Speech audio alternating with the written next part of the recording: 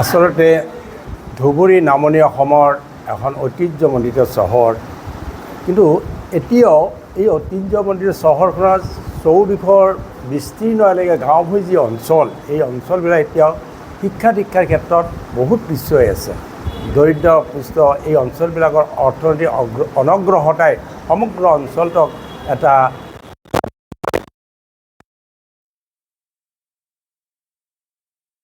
এইখন চহৰত আজি ডক্টৰ বি.আৰ.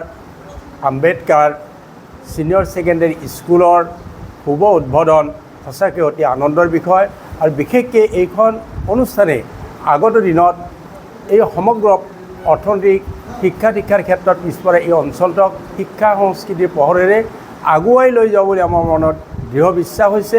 এই স্কুলখনৰ শুভ উদ্বোধনে এই অঞ্চলৰ উচ্চ শিক্ষা আকাংক্ষী যিসকল অভিভাৱক অভিভাৱিকা তেওঁলোকক যথেষ্ট পৰিমাণে অনুপ্ৰাণিত কৰিব। আৰু আজিৰ ইয়াত যিখন অনুষ্ঠান হ'ল গ'ল উদ্বোধনী যিটো অনুষ্ঠান, এই উদ্বোধনী অনুষ্ঠানত অভিভাৱক ছাত্ৰ ছাত্ৰীৰ উপস্থিতিয়ে এই এটা নতুন এটা দিশৰ সূচনা কৰিব বুলি আশা কৰিব পাৰি।